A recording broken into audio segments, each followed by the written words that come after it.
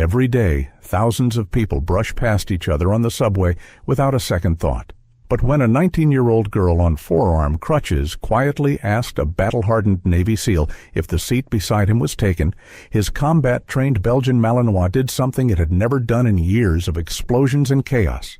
It shifted into full guard mode, not because she was harmless, but because she wasn't. Just before we get back to it, I'd love to know where you're watching from today, and if you're enjoying these stories, make sure you're subscribed. The 4 train rattles through the tunnel like it always does at noon. Loud, indifferent, packed shoulder to shoulder with the particular midday crowd that has nowhere urgent to be and acts like it. Office workers eating lunch out of paper bags, teenagers hunched over phones. Like a woman with 2 strollers somehow occupying the space of 6 people. The car smells like coffee and rubber and the faint bite of something electrical that has been burning slowly for years. Amara Washington steps onto the train at 59th Street.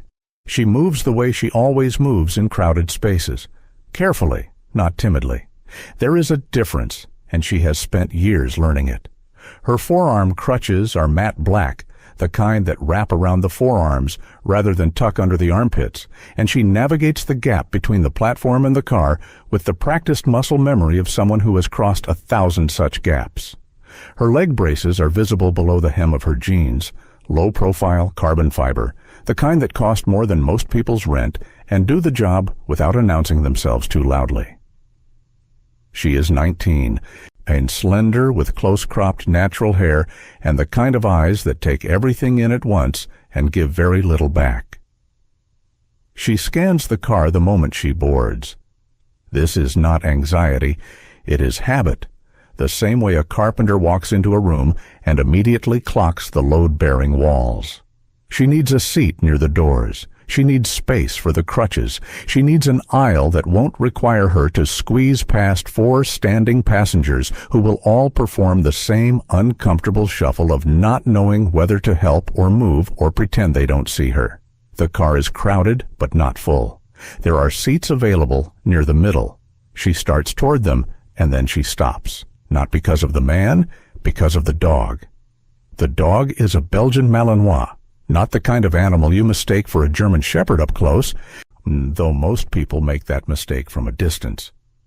He is lean and compact and the color of a harvest field, with a dark muzzle and ears like 2 perfect triangles, and he is sitting on the floor beside his handler with the particular stillness that well-trained working dogs have. Not sleepy stillness, not relaxed stillness, but the stillness of a machine that is running at full capacity and simply has nothing to act on yet.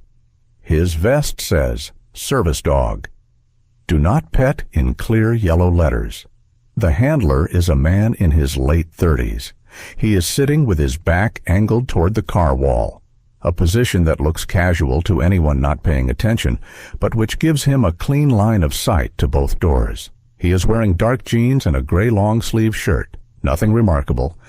But he wears his clothes the way former military men sometimes do, not with vanity, but with a kind of efficiency, as if his body is a tool he keeps in working order, and clothing is simply its maintenance kit. His hair is a light brown going to sandy gray at the temples. His jaw is the kind that looks like it was put together without a single wasted angle. His name is Garrett Wynn, and he has not made eye contact with a single person on this train since he boarded, and yet Amara would bet everything she has that he could describe every one of them in detail. The dog's name is Huck, and the moment Amara steps onto the train, Huck's head turns. Not gradually, not with the sleepy curiosity of a dog who heard a sound. The movement is precise and immediate, a full rotation from forward-facing to locked on. The way a security camera repositions when motion is detected. His ears lift, his neck straightens, every muscle in his body reorganizes from still to ready in the span of a single breath. He is not growling, he is not barking, he is not showing teeth. He is reading her. Amara sees it happen, and she doesn't look away from him. She holds his gaze for a moment, steady, level, the way you would look at someone who had just said something you needed to consider. and then she continues moving toward the empty seat beside Garrett Wynn, because it is the best seat in the car for her needs, and she is not going to change course because a dog looked at her. She stops at the edge of the row. "Is this seat taken?" Her voice is quiet, but not small. She is asking the man, looking at the man, but she is aware of the dog at the edge of her peripheral vision the entire time. Garrett Wynn looks up at her. His expression doesn't shift much. There's a reading quality to it, the same quality the dog has, like the question she actually asked is not the one he is answering. He opens his mouth, and Huck moves. Not aggressively. He doesn't lunge or snap or even make a sound. He simply shifts his body, repositions from a loose sit beside Garrett's left leg to a deliberate placement directly between Garrett and the space where Amara would sit. His posture changes. His weight drops slightly forward onto his front paws. His eyes don't leave her. It is, unmistakably, guard position. Garrett closes his mouth. He looks at Huck. Then he looks at Amara with something that is not quite surprise, more like recalibration. "Go ahead," he says. Amara sits. She settles her crutches against the wall of the car and rests her hands on her knees and does not flinch, does not shift away from the dog, does not perform any of the things people sometimes perform when they want to show they are not afraid. She simply sits, and after a moment she glances down at Huck and says, very quietly, "It's okay. I won't hurt him." Huck does not relax. His eyes stay on her with that same unbroken, calculating attention. His breathing is even. His body is still. But there is a quality to his stillness now that is different from what it was before she boarded. It has acquired direction. It has acquired purpose. Around them, the train keeps moving, and the passengers keep doing what passengers do. But the small radius of this interaction has started to draw the particular sideways attention that public discomfort always generates. A woman 2 rows down pulls her small son a half-inch closer without seeming to notice she is doing it. A man in a business jacket has his phone tilted at a very specific angle that suggests he is either reading something interesting or recording something he will later post with a caption about dangerous dogs on public transit. Someone mutters something that contains the words "should be muzzled" and does not specify which participant in this tableau they mean. Garrett raises one hand, a small gesture, palm out, not dramatic. It is the gesture of someone who has used their hands to mean things for a long time. He doesn't react without reason, he says, not to Amara, to the car in general. And his voice is even and carries the particular weight of someone accustomed to being believed. The murmuring doesn't stop exactly, but it changes character. Now the unease is distributed differently, no longer focused on the dog, but stretched across the situation as a whole, which is somehow more uncomfortable. Amara watches all of this from the corner of her eye. She has catalogued the muttering man, the filming man, the woman with the child. She has noted the position of every standing passenger within 8 feet. She has registered the way Garrett Wynn's hand came up and the way the car responded to it. She sits very still, and her hands are loose in her lap. And then, for just a moment, no longer than a slow blink, her right hand tightens around the forearm cuff of her crutch. Not a flinch, not a grip of fear or pain. Or as the tendons in her wrist rise and her knuckles shift and the cuff creaks faintly under a pressure that is deliberate and then released, like a breath taken and held and let go. Garrett Wynn catches it. He doesn't look at her directly when he does. His gaze is forward, professionally vague, and yet something in his jaw shifts. A micro-adjustment, a slight refocus behind the eyes that says the information has been received and filed. That is not the grip of someone frightened. That is the grip of someone exercising restraint. A few stops pass. The train empties slightly. Huck has not moved from his position, still angled between the two of them, still watching Amara with that precise, unreadable attention. The dog has been in combat zones. He has gone through building entries with bullets in the air and not flinched. He once held a downstay in a room where a flashbang went off 20 feet away and didn't break position. He has seen and smelled and processed more genuine threat than most humans will encounter in 10 lifetimes. He is treating this 19-year-old girl on crutches as the most significant variable in this environment. Garrett is trying to understand why. He keeps his voice low when he speaks, pitched to carry only as far as the two of them. "You always make dogs nervous?" She doesn't answer immediately. She is looking at the route map above the door, the little colored lines and their dots, the geography of the city laid out in flat primary colors, and there is something in the quality of her attention to it that suggests she is not really looking at it at all. And then she says, "Only the trained ones." The words sit in the air between them. Garrett looks at her properly now, not the surveillance look, not the operational scan, but direct, with a quality of attention that is almost like respect. Something about those 4 words has reached past whatever professional distance he keeps in public and landed somewhere more considered. Huck, as if in response to attention only he can measure, shifts his body another few degrees. He is not between them anymore.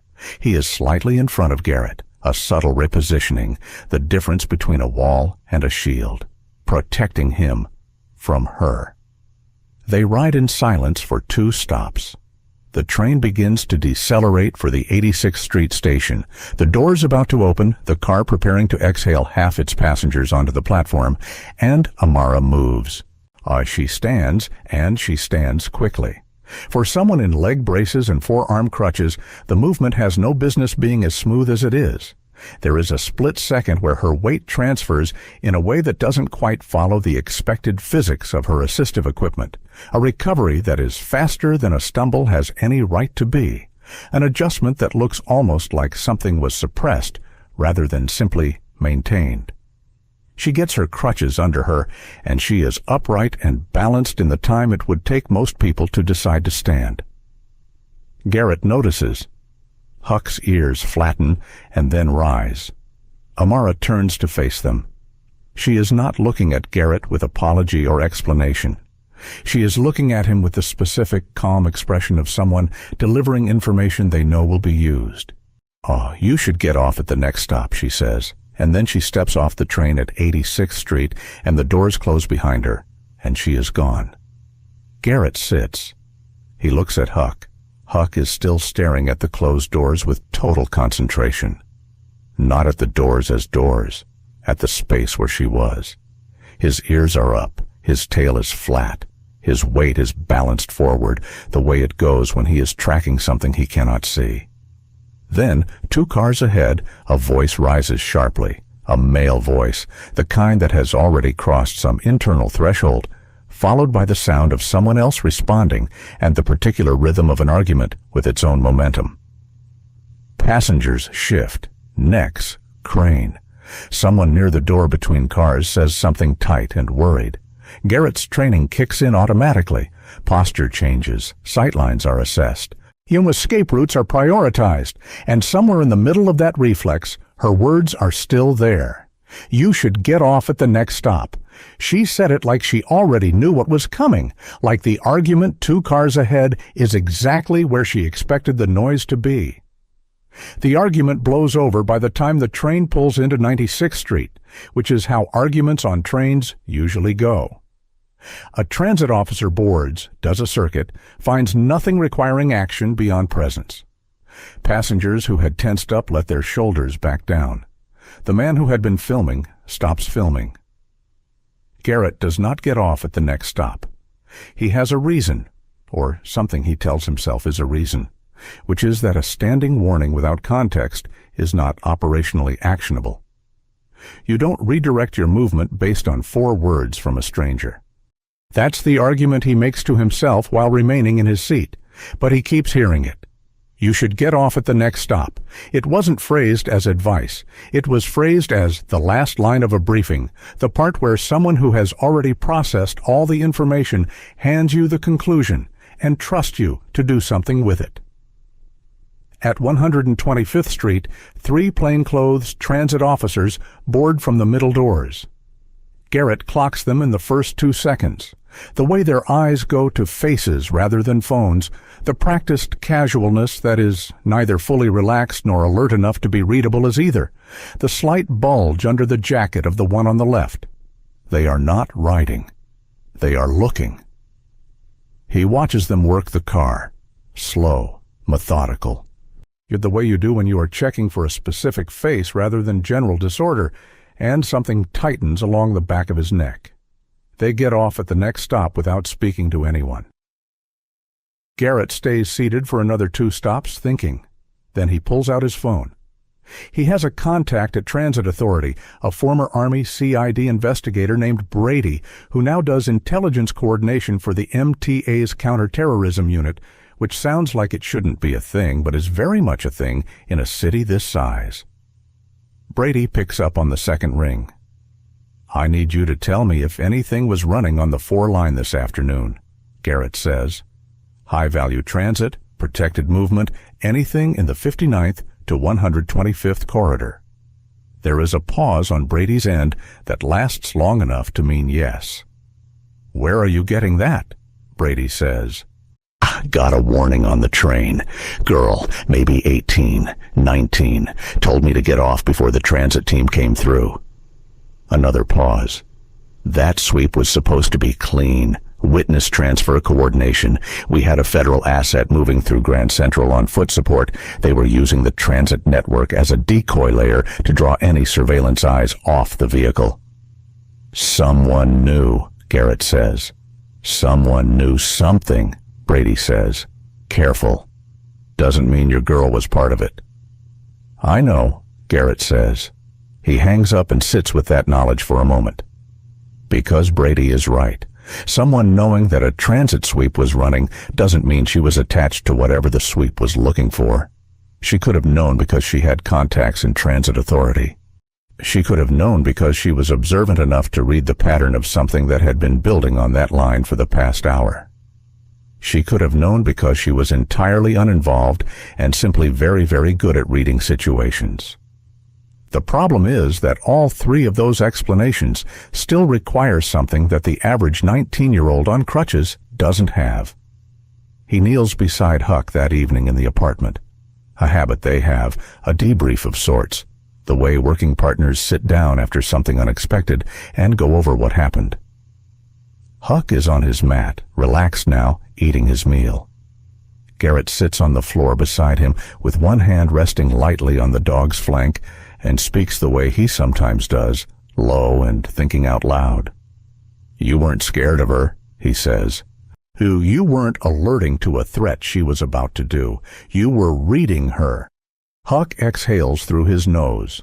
Not a huff of disagreement, not a sigh of boredom, but the particular sound he makes when something that has been processing reaches some kind of internal resolution. Garrett has learned to read it over years of working together. It's the sound Huck makes when the answer is yes, and he has decided that confirmation has been earned. "What were you reading?" Garrett says. Huck looks at him. "You were reading her the same way you read a handler," Garrett says, working it through. "You weren't treating her like a threat. You were treating her like another operative." He says the last word slowly, because it sounds absurd, applied to someone who looked like a college student with medical equipment, and yet it is the only word that fits what he saw. Huck finishes his dinner. It takes Garrett most of the evening to pull together what he can through legitimate channels. Station exit footage is not something he can access directly. He is former military, not law enforcement, and his current position as a private security consultant gives him relationships rather than access. But Brady calls him back just before 9 with a still image pulled from the 86th Street station camera, and Garrett stands in his kitchen looking at it on his phone. She is clear in the frame, forearm crutches, leg braces, close-cropped hair, the slightly upward angle of someone who has just come off a train and is already looking ahead.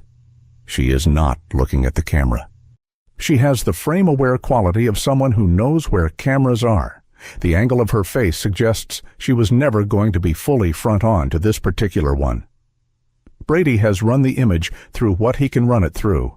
No hits in any system he has access to, which tells Garrett either that she has no record, or that her record is in a system Brady can't reach, or that whoever would put her in a file has not done so yet. Clean, Brady says, which is its own kind of interesting. Exit point? Garrett asks. She went west out of the station. I lose her on Amsterdam 2 blocks up. She steps into a building entrance, and then I don't have the angle. Which building? Brady gives him the cross street. Garrett looks at it on a map. There is a medical clinic on that block, a community health center that handles chronic condition management, physical therapy, specialist referrals. It is the kind of clinic that would see someone regularly for a long-term physical condition. It is also the kind of building that has multiple exits. He debates with himself for longer than he would like to admit. He has no active assignment. There is no professional imperative here.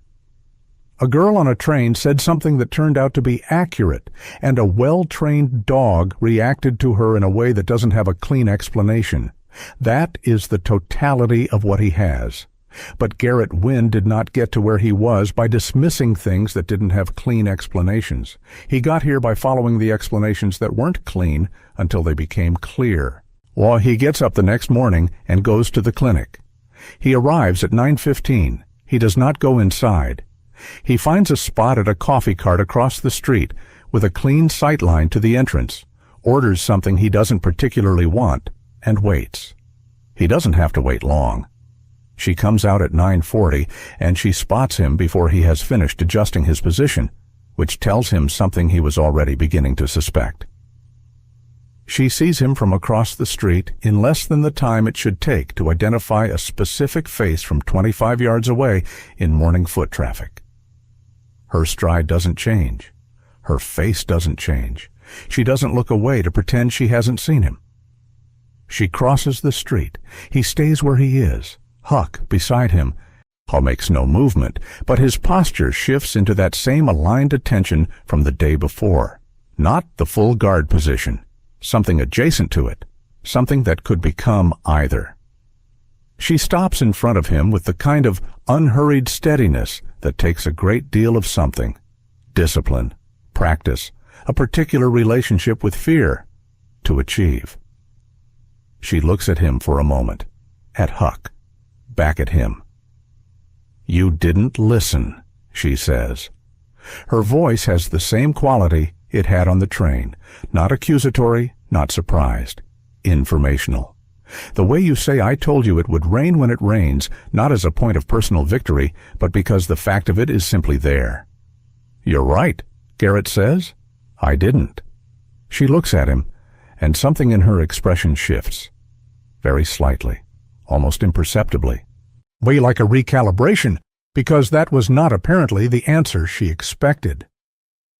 Huck leans forward very slightly and rests the front of his muzzle against the back of her right hand. Not aggressively, not investigatively, not even with the tentative sniffing approach of a dog being introduced to a new person. He simply places his chin there for 2 seconds with the matter-of-fact quality of something decided, and then lifts his head again. Garrett watches this and says nothing. The morning traffic moves around them, indifferent to the three of them standing at this coffee cart, having what is either an extremely small conversation or an extremely significant one, depending on what happens next. The morning foot traffic keeps moving around them, and neither of them speaks for a moment after Huck lifts his head. The dog settles back into his sit, posture easier than yesterday, though his eyes stay on Amara with that same layered attention. Less like a threat assessment now, and more like a problem he is still working out. Garrett waits. He has learned over a long career of extracting information from situations that did not want to give it up that silence is one of the most useful tools available. People fill silence. They always fill it. Even people trained not to fill it eventually do, because the pressure of an unresolved moment is something the human brain finds nearly intolerable. Amara lets the silence sit for a beat longer than most people would. Then she says, "He's not protecting you from me. He's reacting to what's coming." Garrett looks at her steadily. "Which is?" "I don't know yet." That's the honest answer. She glances down at Huck briefly, then back up. But something in the pattern is moving. Has been for about 6 days.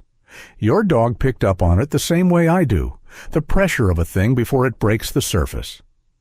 Garrett sets his coffee down on the cart's edge. "Walk with me," he says. She doesn't say yes, but she turns and starts walking, and he falls into step beside her, Huck on his left, Amara slightly ahead, using the crutches in the rolling, efficient rhythm of someone who has been doing this long enough that it has stopped requiring conscious effort. They walk half a block before he speaks again. "The sweep yesterday," he says. "Federal witness transfer, decoy routing through the transit network. You knew it was running." "I knew something official was running." I didn't know the specific designation." She navigates around a man standing in the middle of the sidewalk, looking at his phone. There were indicators on the line for 3 days before it. Personnel movement patterns, timing clusters at certain stations, the kind of micro-adjustments in platform behavior that happen when people are trying very hard to look like they aren't coordinating. "You were watching platform behavior." "I watch everything." She says it without pride, without apology. "I've been doing it for 2 years. It started as something I couldn't turn off, and I decided to make it useful." They reach the end of the block, and she stops at the corner, turning to face him with that same quality of directness she has had since the train.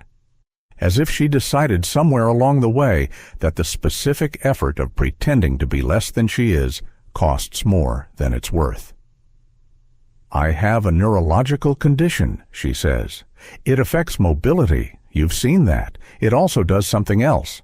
The same neural pathways that are disrupted in some areas are overbuilt in others. Pattern recognition, spatial memory. I can hold a large number of variables in motion simultaneously and track how they relate to each other. I can't always explain how I know something is building. I just know." Garrett watches her face while she says this. She is not performing the speech. She has clearly given some version of it before and been met with a range of responses. Skepticism, pity, our performative fascination.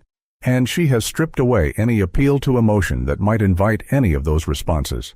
She is just handing him the facts. "How long have you had it?" he asks. "Since I was 12. The condition, I mean." "I had the ability longer than that. I just didn't know what it was." "You predicted something before," he says. It's not quite a question. She is quiet for a moment. They have stopped at a corner, waiting for the light, and she watches the cross traffic with that outward-facing attention that never quite stops. "I was 16, she says. "There was a fire in my building. I'd been watching the smoke alarm pattern in the hallway for 3 days. There was a unit 2 floors up with a wiring issue. The alarm would chirp at intervals that didn't match any normal test cycle, and the timing was shortening. I told the building manager. He thanked me politely and did nothing." The light changes. She starts forward. At 2 in the morning, 4 days later, the electrical fire started in that unit. We got everyone out in time because I had already told my guardian exactly what to do when it happened. "And before that?" "What do you mean?" "You said you had the ability longer than the diagnosis, before the fire." She is quiet for a half-block.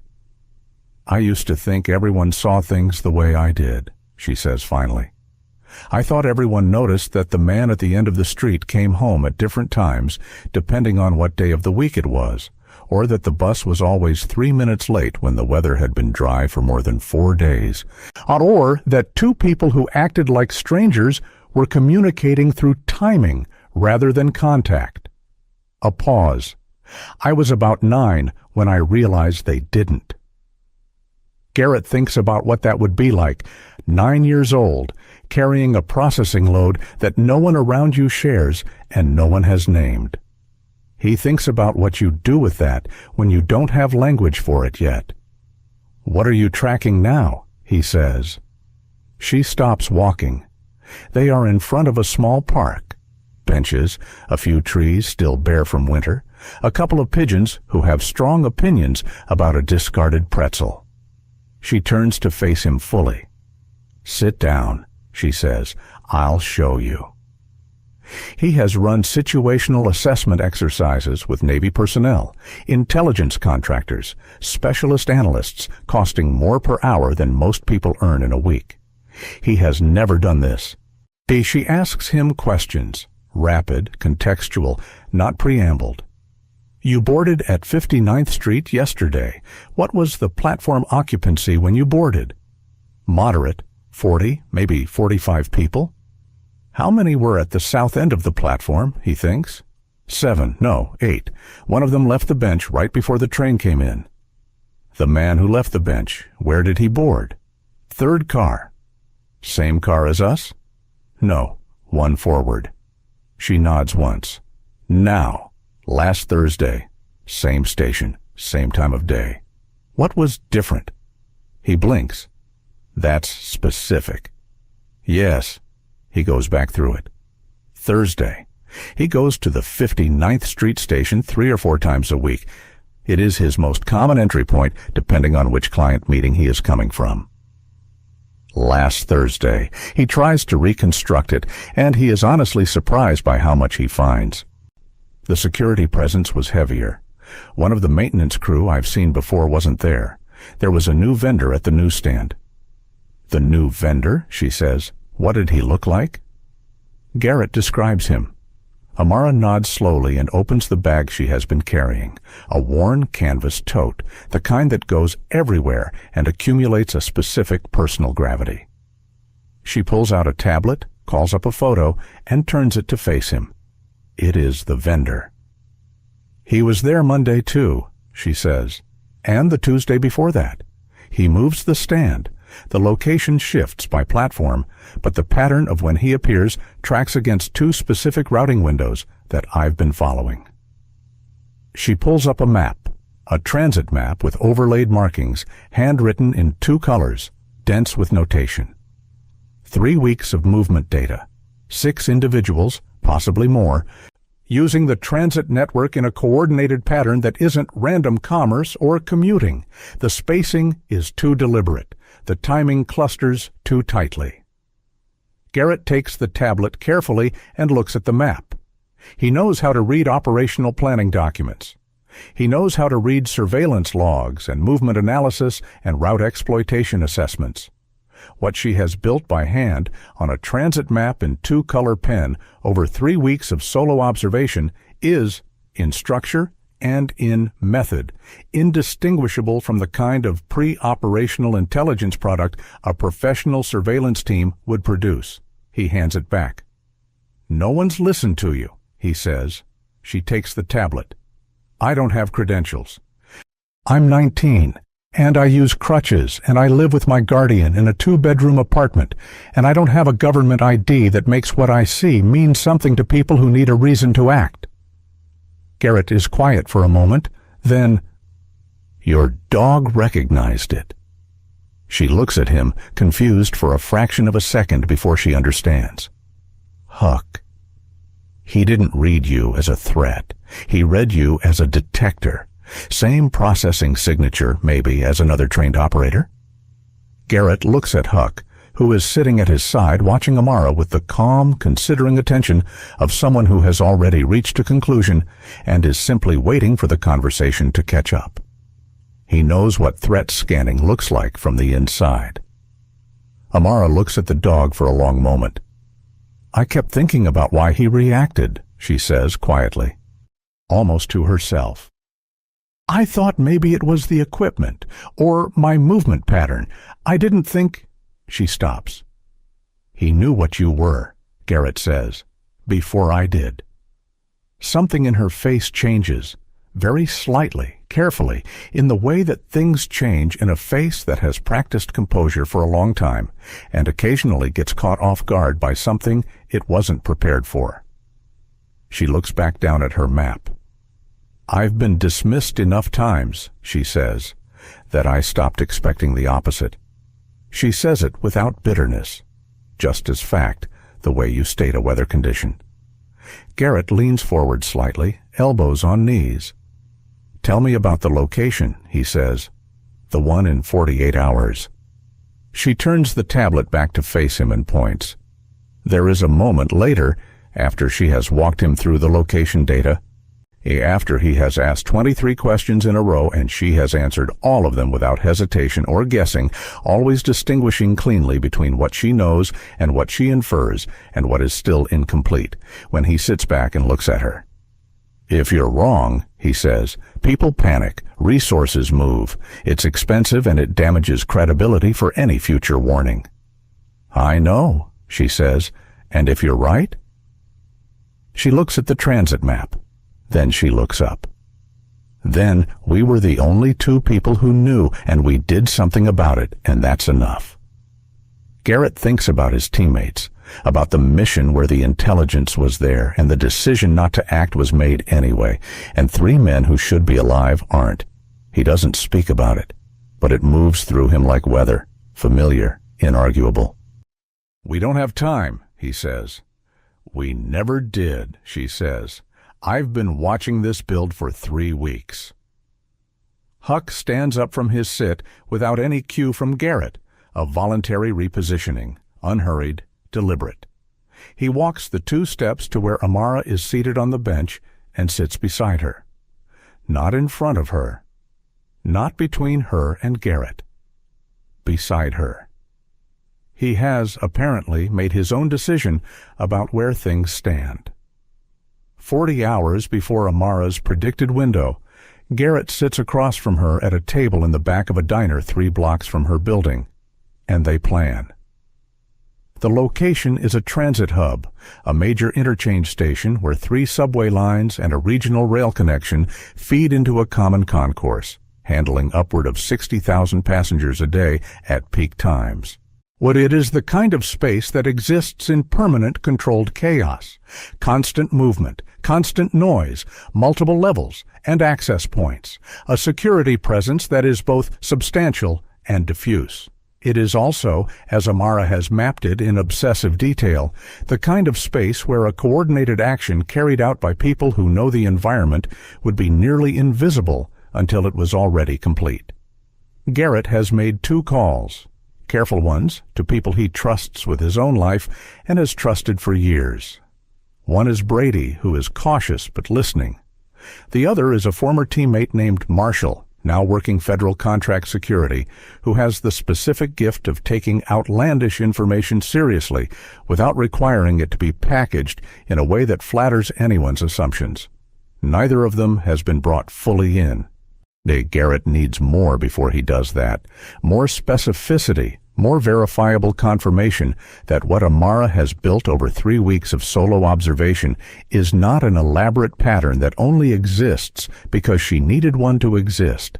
He doesn't believe that is the case, but he needs to be able to say to Marshall and to Brady that he has tested it. Walk me through the timing again, he says. Amara has the map open between them, pinned under 2 coffee mugs. She has also, Garrett noticed when she arrived, performed a full circuit of the diner before sitting, clocked every exit, assessed every occupant, chose the seat with the sightline she needed. She did this in the time it took him to hang up his jacket. She didn't explain it, and he didn't ask. The clustering pattern repeats on a cycle, she says, pointing to notation on the map. The intervals have been shortening. 3 weeks ago, the pattern recurred every 4 to 5 days. 2 weeks ago, it was every 3 days. Last week, it was every 2. She looks up. The next window is tomorrow, between 10:15 and noon. The concentration of movement in the pattern points to the upper concourse, the regional rail level, specifically the northern end, where the service access corridors connect to the maintenance infrastructure. The shortening interval, Garrett says. Preparation ramp up. That's my read. Whatever they are building toward has a fixed external date, something that isn't determined by them, a departure, a transfer, a scheduled event, and they are compressing their activity to meet it. "A departure," Garrett says, "or a handoff." She nods. The witness transfer that Brady mentioned, on the federal asset that was being moved through the city.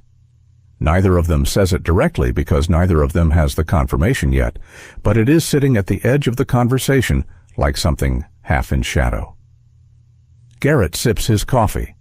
Amara is drinking tea, the specific kind he has noticed that she orders without looking at the menu, which means she has been here before and made her choice a long time ago. He calls Brady after they eat. Brady is not enthusiastic. Garrett expected this.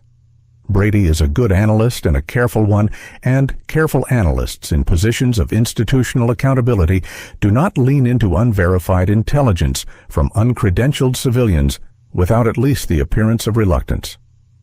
"I can't move resources on this," Brady says. "Not with what you have." "I know. I'm not asking you to move resources.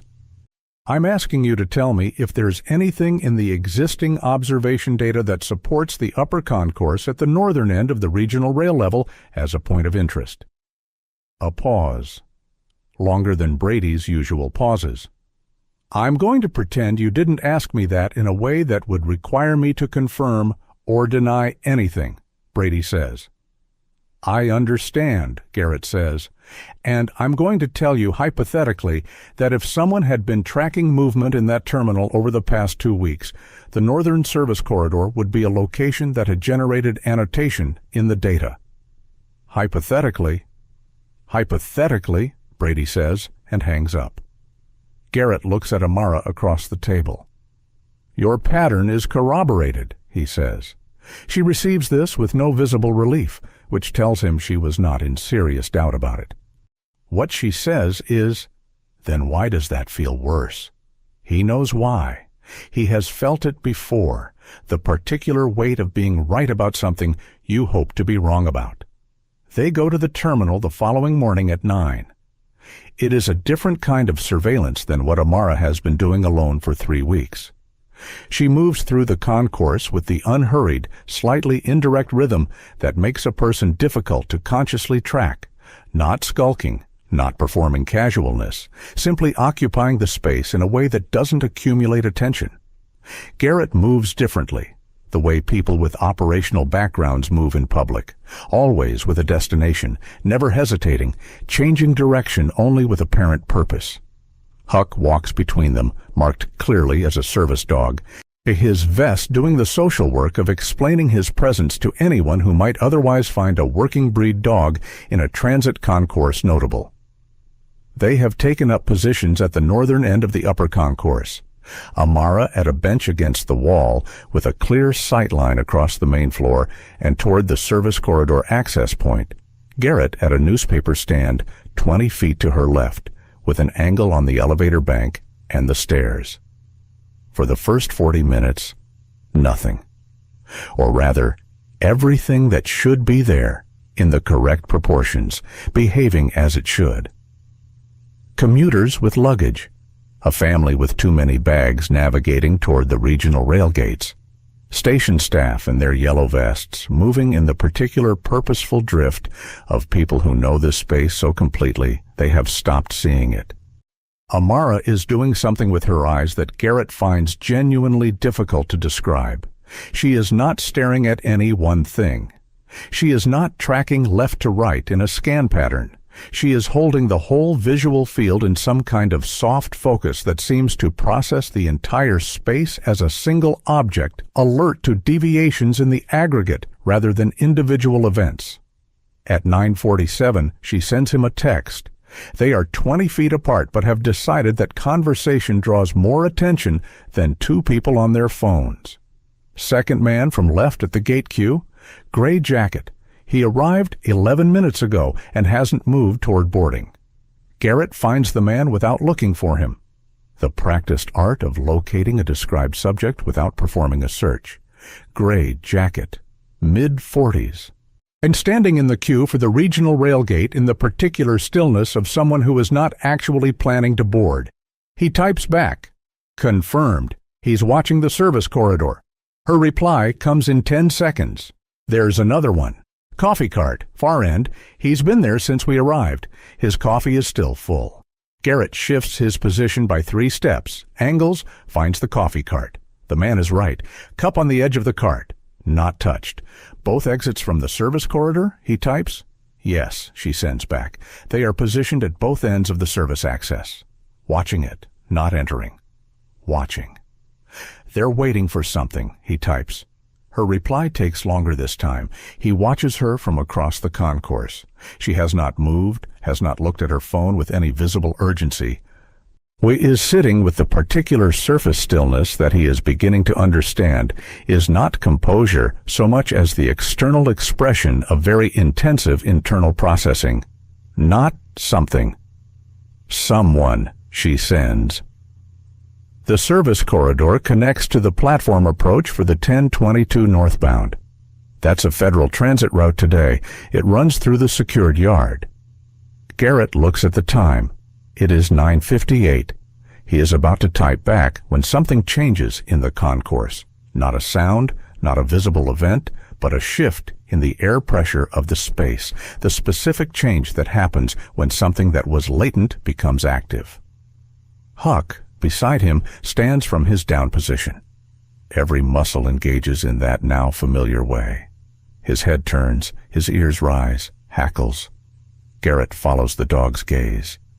A man in a maintenance uniform is coming through the far doors from the lower concourse, moving against the general direction of foot traffic, not rushing, not drawing attention, but moving with the directional certainty of someone who knows exactly where they are going and is not interested in anything else. He is carrying a service toolkit. His badge is clipped at his chest. From 20 feet away, Amara looks up. She looks directly at the man. Then she looks across at Garrett. Even from this distance, across a crowded concourse, in the noise and movement of 60,000 people's daily transit business, Garrett can read her face clearly. She whispers it to herself. He can see the shape of the words, and even without hearing it, he knows what she is saying. They're here. He presses send on the text to Marshall that he has had drafted for the last 20 minutes and starts moving. Garrett moves the way he was trained to move in a crowd, not against the flow, but through it, adjusting trajectory in micro-increments, occupying the spaces between people rather than displacing them.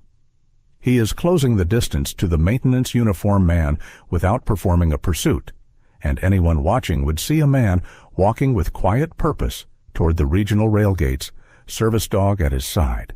Nothing remarkable about any of it. Huck moves differently now. His body is low and forward-weighted, that same hackles-up stillness from the bench translated into motion. He is not pulling at the leash, not vocalizing, but every stride has an intentionality that Garrett can feel through the lead.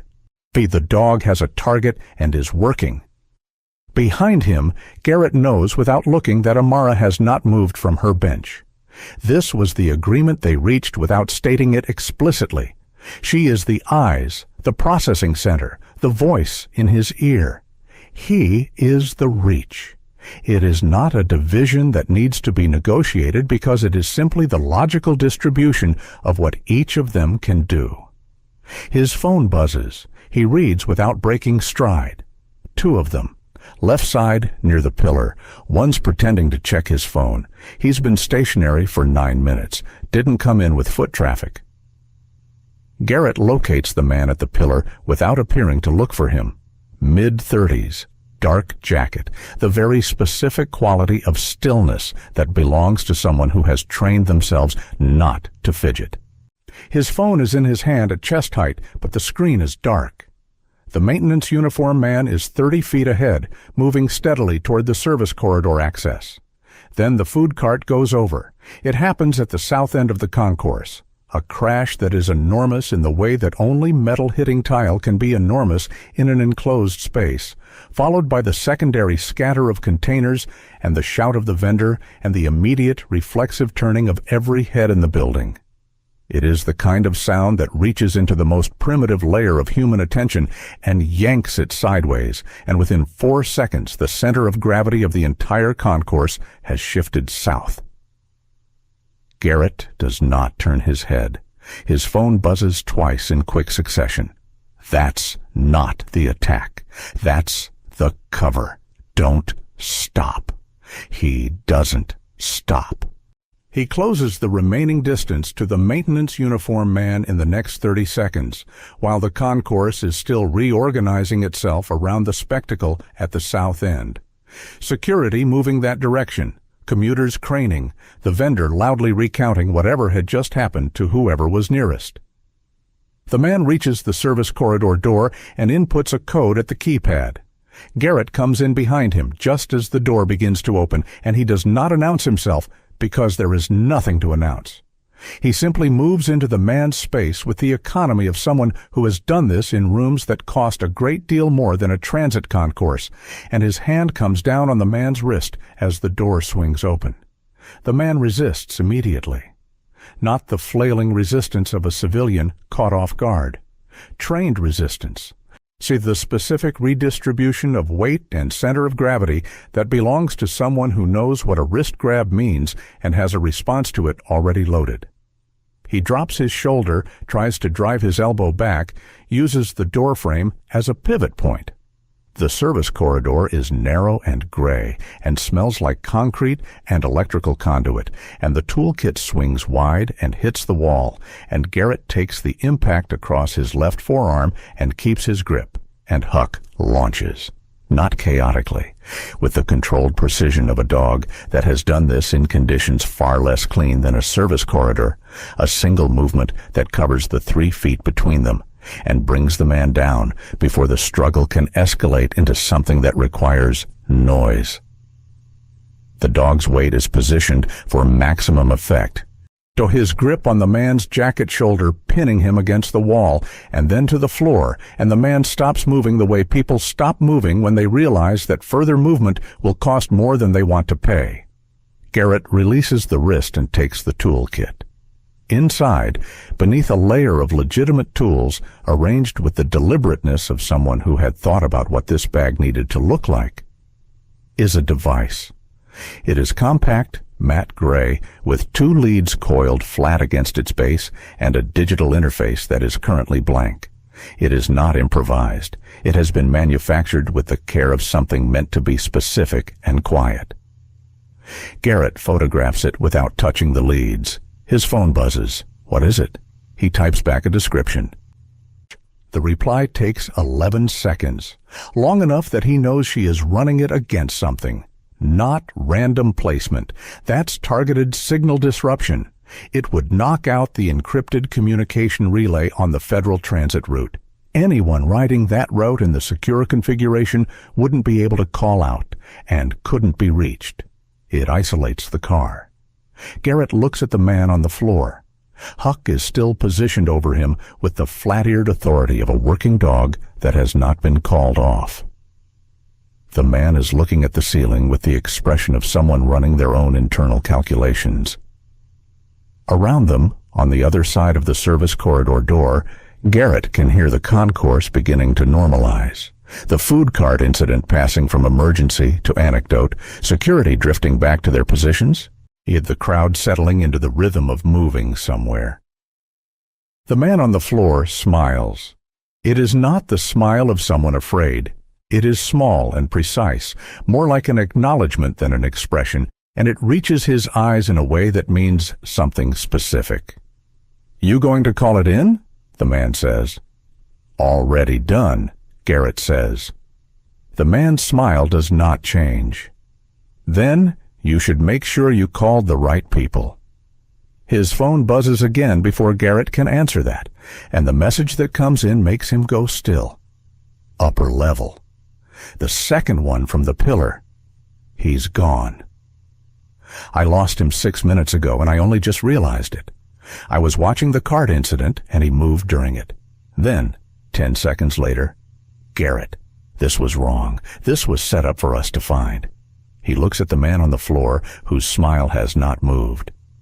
This whole setup, the visible watchers, the obvious uniform, the cart distraction, it was constructed to be interceptable. Someone wanted this to be found. Someone wanted us here. Garrett crouches down until he is at eye level with the man. "You're the distraction," he says. The man says nothing, which is its own kind of confirmation. Amara's next message comes in while he is still reading the man's face. "I don't know where yet. I'm running the pattern. Give me 4 minutes. 4 minutes." Garrett sits back on his heels and looks at the device in the toolkit and thinks about what you build a distraction this sophisticated to draw attention away from, and what it means that whoever built it knew enough about how an interception would happen to construct it in exactly the right shape. They knew someone would come. They built something findable for that person to find, and while that person was finding it, they were already somewhere else. The 4 minutes pass. Garrett has secured the man with a zip restraint from the kit he carries and has sent a precise, minimal text to Marshall that contains the service corridor location, one photograph of the device, and the words "Hold for federal pickup." Do not move the device. Marshall replies in 30 seconds with 2 letters on it. Whatever Marshall is doing or wherever he is, he will handle the chain of custody. He steps back into the concourse. Amara is already off the bench, moving toward him, and her face has the particular quality of someone who has just solved something and found that the solution is worse than the original problem. She moves quickly, not recklessly, but with the compressed efficiency of someone who has set aside the careful economy of energy that her mobility requires and is spending whatever the moment demands. "Tell me," he says, "the pattern I've been tracking for 3 weeks. I've been reading it as a convergence on the transit network. Movement clustering around specific lines, specific times." She stops walking. They are in the middle of the concourse, and the crowd is flowing around them, and she does not seem to notice. "I was right about the convergence. I was wrong about the target. The transit network was never the target." Garrett waits. "The movement pattern I've been watching isn't preparation for an action here. It's preparation for an action at the point where the transit network intersects with the next step in the federal witness protocol." She looks at him, and there is something in her eyes that is not fear, but is adjacent to it, the specific quality of someone who has made a wrong turn in the dark and is now tracking backward as fast as they can to find where it happened. The federal asset that Brady mentioned, the high-value witness, they're not moving through the transit system. They moved, past tense. They're already at the next location. The next location. Garrett thinks about what comes after a transit decoy operation, where you put someone, when you're done using the transit network, as a diversion, where the witness goes once the mobile phase is over, and they need to be stationary. Somewhere controlled, he says. Somewhere with existing infrastructure, existing cover, existing reason for personnel to come and go without pattern. The hospital, Amara says. The University Medical Center on the east side. There's a secure transfer unit on the 4th floor.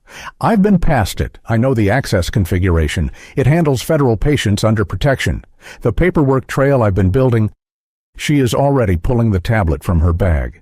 3 of the individuals in my movement pattern made visits to that hospital in the last 10 days. Not to the public wards, to the administrative annex, which shares a service corridor with the 4th floor transfer unit. She turns the tablet to face him. The map, her hand-annotated transit map, has been updated. She has added nodes, connections, a thread of inference that runs from the transit hub they are standing in all the way to a building 12 blocks east. He studies it for 5 seconds. "When?" he says. "The window we were watching here closes in 40 minutes.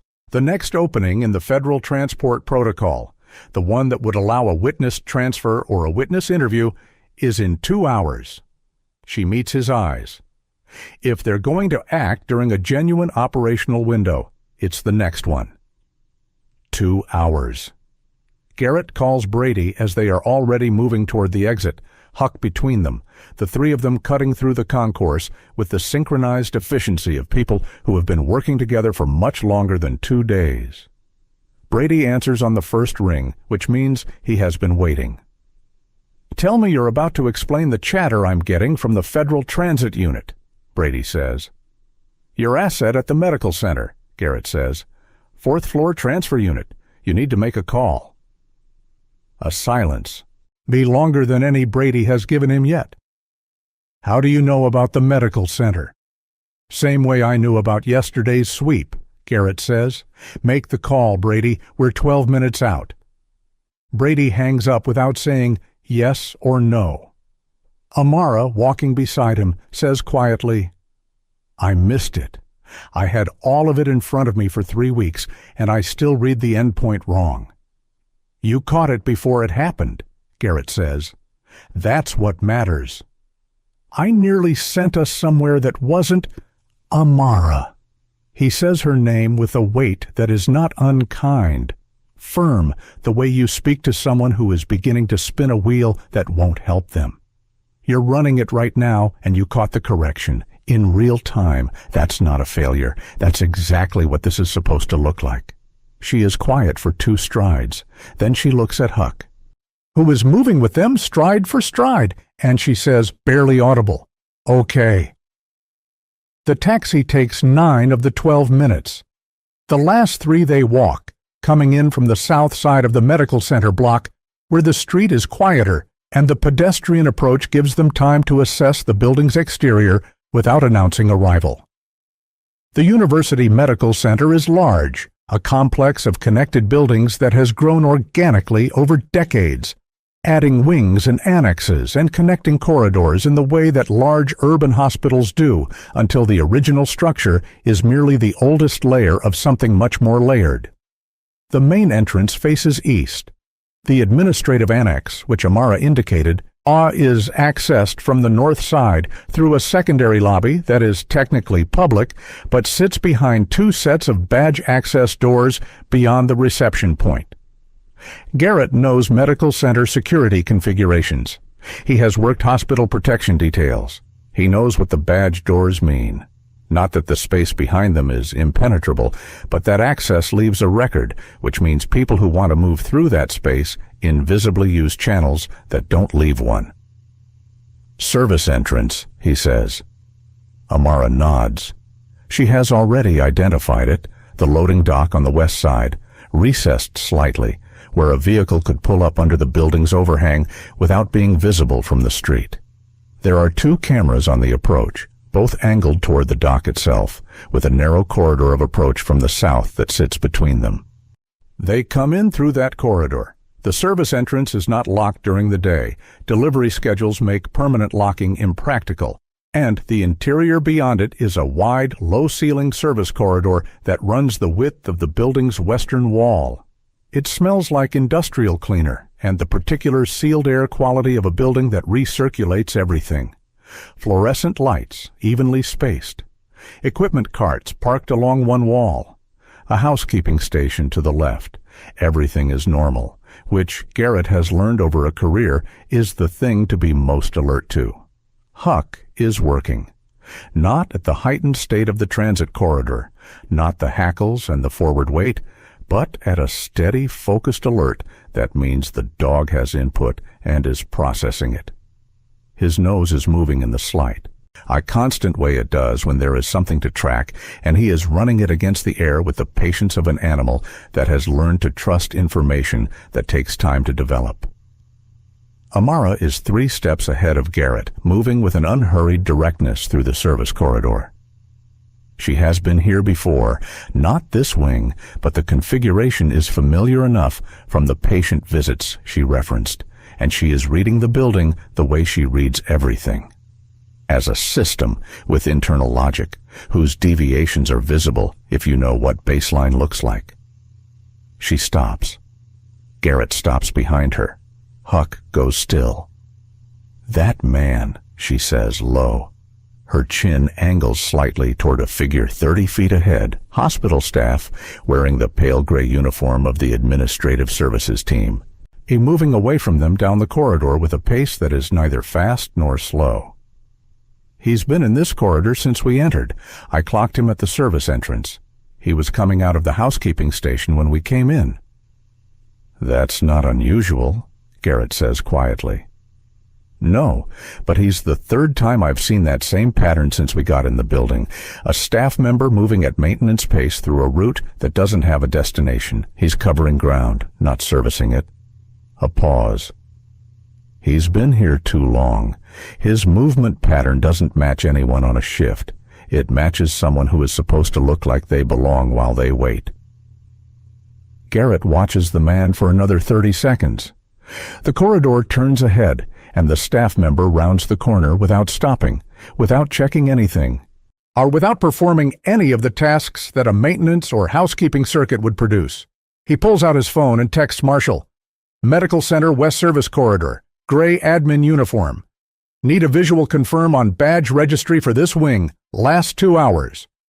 Marshall's reply takes 90 seconds. Badge log shows 4 admin roll entries West Service this morning. 3 match scheduled housekeeping. 4th entry, timestamp, 9:14. Badge code matches a suspended credentials flag from a terminated staff member. Active 3 weeks ago. Active 3 weeks ago. The same window Amara's tracking data begins. He shows her the message without a word. She reads it. Her jaw tightens once. The specific muscular response of someone who has just seen their inference confirmed and finds no satisfaction in it. They needed someone inside, she says quietly. Not just for today. This has been in place for weeks. Someone who already knew the layout, already had access, already understood how to move through this building without attracting attention. She glances back down the corridor where the man has disappeared around the corner. He's not here to observe. He's here to open something. A door, Garrett says. A door, or a system, or a protocol. She looks at him. Whatever they built toward, whatever the real operation is, it needed inside access to get to the final step. The transit network was misdirection. The service corridor at the hub was misdirection. This man is the actual mechanism. They move. The corridor turns and turns again. And the building reveals itself in the unhurried way that large institutional spaces do when you move through them at the pace of someone who belongs there. A freight elevator on the left, stairwell access at the far end, the gentle hum of HVAC and equipment that never sleeps. Huck's attention sharpens. His pace doesn't change, but the quality of his movement shifts, the nose dropping, then rising, the ears repositioning. He is tracking a scent now, not just monitoring a space. 2nd floor, 3rd floor. The stairwell between them is empty, and the echo of their steps is the only sound until they reach the 4th floor landing door, and Garrett puts his hand flat against it and listens. Nothing from the other side. Which could mean it is clear, or could mean whatever is happening on the other side is too controlled to generate noise. Amara checks her tablet. She has the hospital's publicly available floor plan pulled up, administrative wing, 4th floor, overlaid with her own annotations from the research she has been doing. She points to a location 50 feet down the corridor behind this door. Transfer unit, she says. The access is badge-controlled. The room itself is rated for protective custody protocol. Soundproofed, hardwired communication, independent ventilation. Independent ventilation, Garrett says. Someone who wanted to place something in the air, handling for that room, would need access to the ventilation control panel, which is... She traces her finger along the floor plan. In the utility room, 12 feet to the left of the unit door. Not the door, Garrett says. The air. She nods once. Garrett thinks about the device in the toolkit. A signal disruption. Isolate the car. Prevent anyone inside from communicating out. Not destructive. Precise.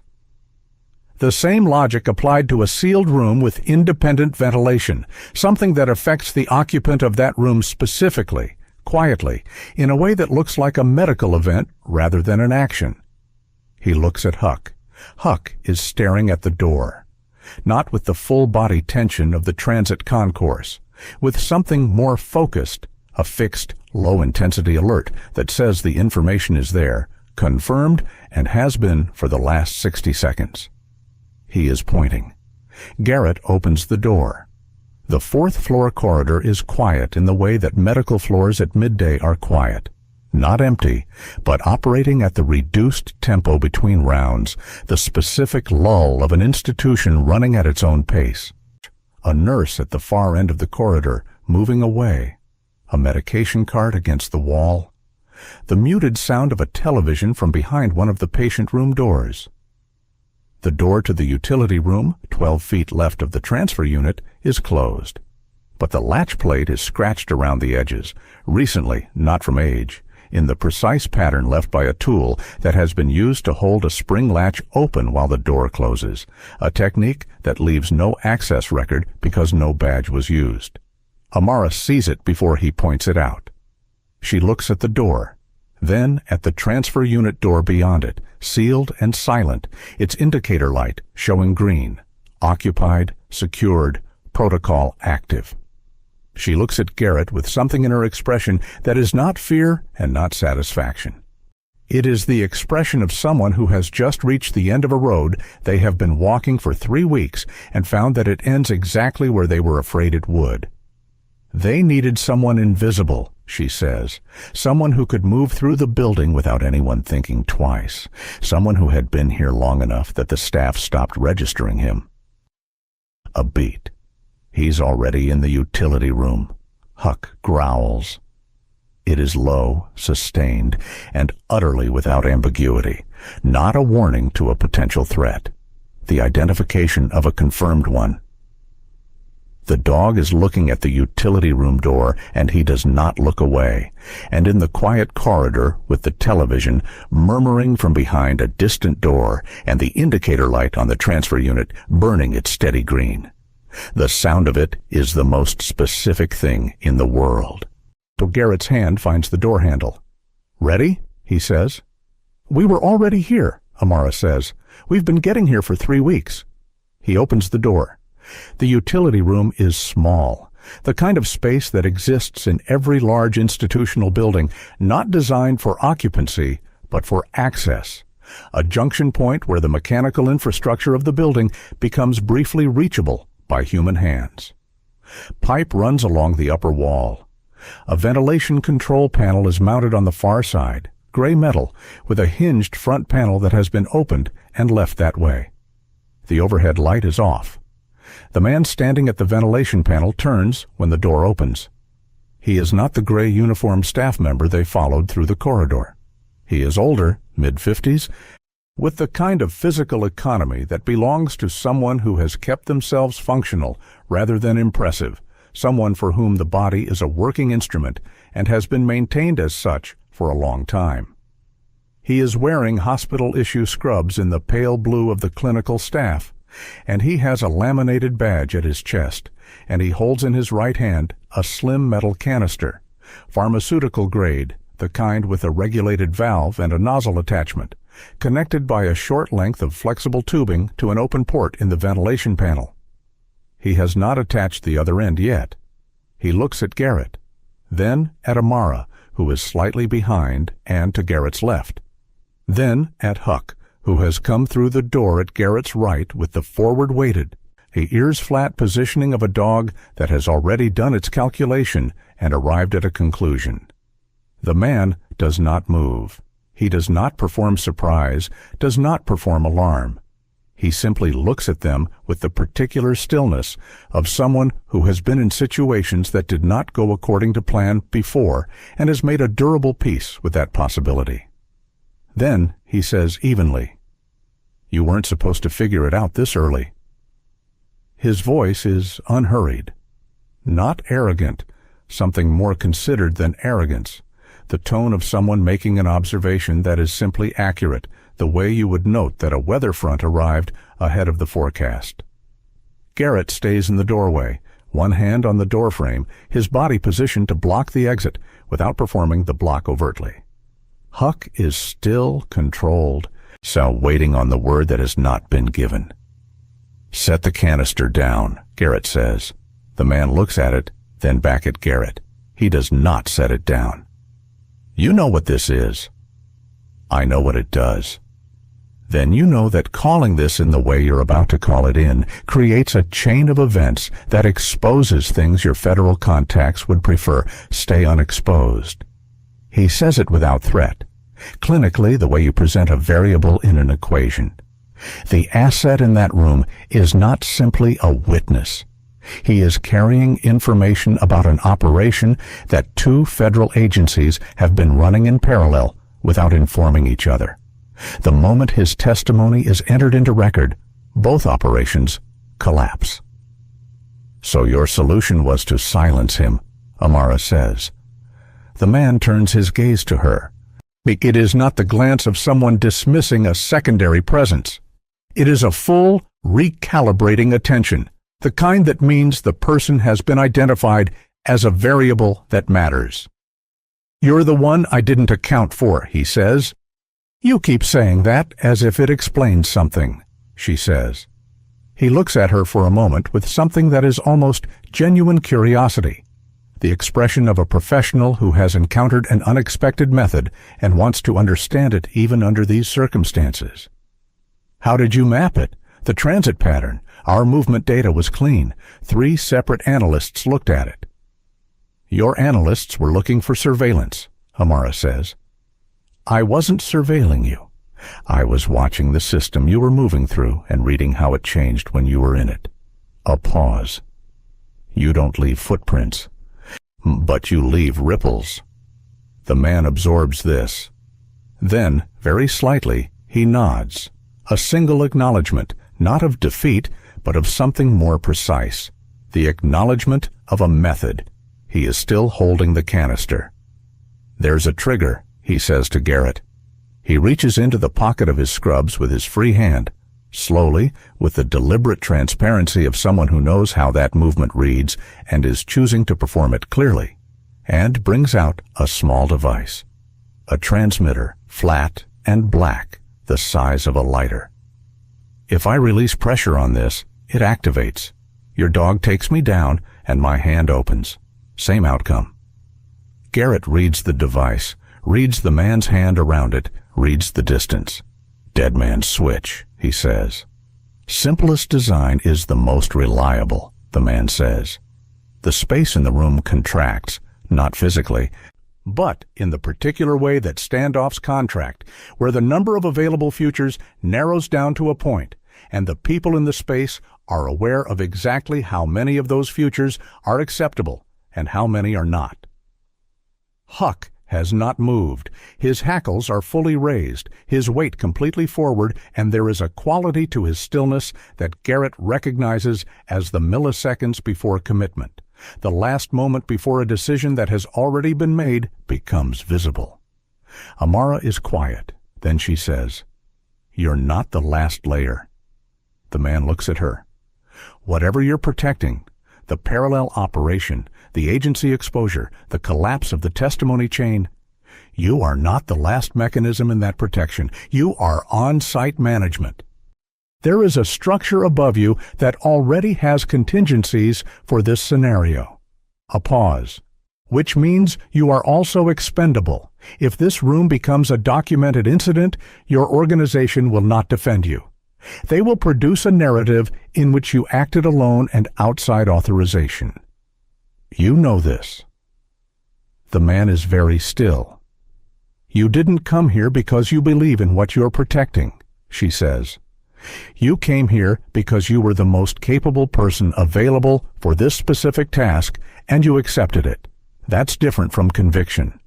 And people acting from capability rather than conviction. She pauses. They weigh outcomes differently when the math changes. Garrett watches the man's face. Something in it shifts. Not dramatically. A small, odd internal adjustment. The recalibration of someone running numbers that are producing an unexpected result. The hand holding the transmitter does not tighten. It holds the same pressure, but the quality of attention behind his eyes changes. Just enough. Huck launches. It is not a lunge. It is a commitment, a single continuous movement, from still to fully engaged in a fraction of a second, and it covers the 6 feet between them before the man's nervous system can complete the signal it begins to send to his hand. The dog's weight hits the man's right side and the canister goes to the floor.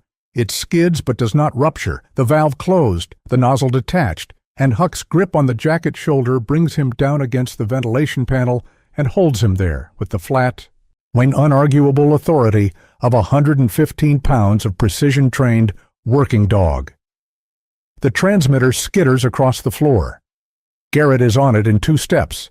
He picks it up, and then he stands over the man on the floor and looks at the device in his hand, and looks at the man's face.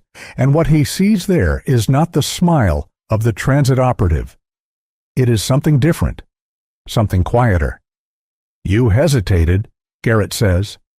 "She changed the math," the man says from the floor. The words come out measured, almost thoughtful, as if he is genuinely reporting a phenomenon. Garrett takes the canister from where it lies and places it against the far wall, away from the ventilation panel. Then he crouches beside the man and secures his wrists. Huck releases his hold and steps back, then sits. He is breathing slightly harder than usual. His ears are still up, his attention still on the man, but the deep body tension of the committed approach has eased into the firm, watchful composure of a job completed. Amara has moved into the room fully now. She is standing beside the open ventilation panel, looking at the port where the canister would have been attached, looking at how close it was, looking at what was 3 minutes away from happening in the room on the other side of this wall. "The witness," she says. "Safe," Garrett says, already typing.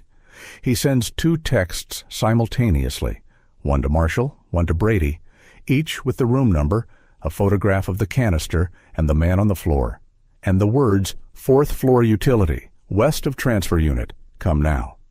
Then he calls Brady directly, and Brady answers before the first ring has finished. "I need federal protection assets at the 4th floor transfer unit," Garrett says. "Right now.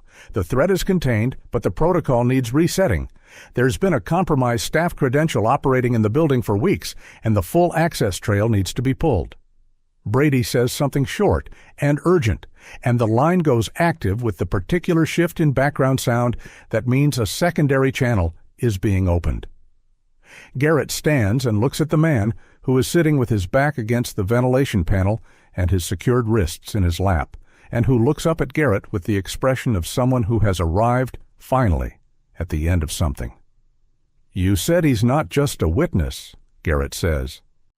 "You said he's carrying information about a parallel operation." "That information will come out now regardless," the man says. He says it without particular bitterness. "That was always the second outcome." "The network," Garrett says. "How many nodes?" The man looks at him for a long moment. "More than this," he says. And then he smiles briefly, without warmth. Not the smile of victory, and not the smile of defeat, but the smile of someone who has left the other person with exactly the amount of information he intended to leave them with, and no more. The corridor outside fills with sound. Footsteps at pace, the specific cadence of people moving with authority toward a location they have been given. Brady's assets, or Marshall's, or both. In the room beyond the wall, the federal witness is alive, intact, and unaware of how close the past hour had come to producing a very different result. Garrett steps back and lets the room begin to fill with the people whose job it is to process what has happened here. He looks at Amara. She is standing at the ventilation panel, and she has not moved since she looked at the port, and her face is doing something careful and internal that he recognizes from years of watching people in the immediate aftermath of things that nearly went another way. She is processing. She is measuring the distance between what happened and what almost happened, and finding that it is smaller than she would like. He doesn't say anything yet. He just stands near enough that she knows he is there, and he waits. It takes about 40 seconds. Then she looks up at him, and her face has completed whatever it needed to complete. And she says quietly, "He was in there." "He was in there," Garrett confirms, "and we were the only reason he's still—" "Yes." She looks at the canister against the far wall, at Huck sitting calmly between them in the small crowded utility room, as if this is simply the next natural place he has been asked to be. "Okay," she says for the second time, but this one sounds different from the first. Less like steadying, more like arrival. 3 days later, in the middle of the afternoon, the news runs a segment that lasts 4 minutes and 40 seconds. The anchor describes a disrupted operation at a major transit hub and a related security incident at a university medical center, both attributed to ongoing federal coordination efforts. The word "prevented" appears twice. The word "who" appears 0 times in reference to anyone who was not a uniformed federal employee.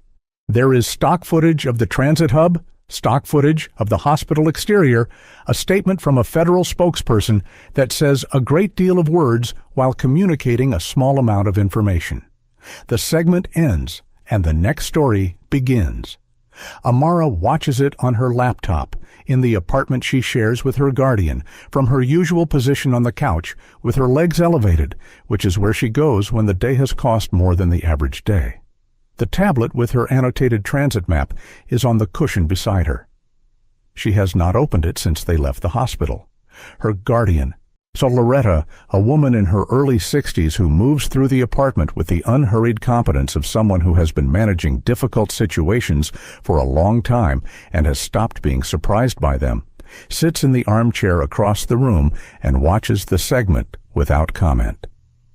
Then she watches Amara. "Is that yours?" Loretta asks. Meaning the segment? Meaning the prevented and the federal coordination, and the 4 minutes and 40 seconds that don't mention anyone who looks like the two of them. "Some of it," Amara says. Loretta is quiet for a moment. "More than some." Amara looks at her screen. "They won't say it publicly. It's complicated. There's an active investigation, and the witness testimony has implications for 2 separate agencies. And anyone they credit becomes a potential target for whatever's still out there." She says this the way she has said most things in her life, matter-of-factly, without performing the emotion that might be available to her if she reached for it. "I understood that going in." "You didn't go in," Loretta says. "You were already in. You'd been in for 3 weeks before that man and his dog ever sat across from you on a train." Amara looks at her. Loretta has the expression she gets when she has been thinking something for a long time and has decided the moment has arrived to say it. It is not a dramatic expression. It is simply direct in the way that people who have spent their lives doing practical things are direct, without preamble, without softening, because the truth doesn't require either. "I've watched you," Loretta says. "Well, since you were 12 years old and first showed me what you could see that I couldn't, I've watched you be careful with it. Careful the way you're careful with something you've been taught to think is a problem rather than a gift. Going quiet when you saw things no one else saw. Keeping the maps to yourself. Deciding not to tell people because the last time you told someone, they looked at you like you needed something fixed." Amara doesn't speak. "That man on the train didn't look at you like you needed something fixed, did he?" A long pause. Outside, a car passes, and someone on the street is having a conversation at a volume that belongs indoors, and the refrigerator hums in the kitchen with its usual mild persistence. "No," Amara says. "His dog looked at me like I was the same kind of thing it was." Loretta nods slowly. "Good," she says, as if that is the entire assessment, and in some ways it is. Garrett comes to the apartment 4 days after the hospital. He doesn't call ahead. He texts, which Amara has learned is his version of calling ahead, a heads-up of 12 minutes delivered while he is already on his way. Huck is with him. He brings coffee for himself and, having registered what she ordered at the diner, the correct tea. They sit at the kitchen table while Loretta makes herself scarce in the practiced, dignified way of someone who has decided this conversation is not hers and has somewhere else she needs to be, regardless. There are no cameras. There is no ceremony. He sets the tea in front of her, and he says, "You saved lives." She holds the cup in both hands and looks at the table for a moment. "I almost sent us to the wrong place," she says. "And you caught the correction. Not before the decoy operation was already running. Not before, Amara." He waits until she looks at him. "In 12 years of operational work, I have never seen an intelligence product built by one person, alone, without institutional support, without access to any classified system, without a single professional resource. I have never seen one that was right to the level yours was. The correction you made in real time, in the middle of an active operation, based on a pattern revision you completed in under 4 minutes. He pauses. "That is not a thing most people can do." She is quiet. "What if next time I'm wrong?" she says. "What if the correction takes 5 minutes instead of 4, and that's the difference?" "Then we prepare better," he says. "Together. We build a structure around what you can do that gives it margin, resources, contacts, verification channels, a way for what you see to move faster from your head into the world, where it can be acted on." He wraps his hand around his coffee cup. "You've been doing this alone. You shouldn't have been." "You're not offering me a job," she says. It is not quite a question.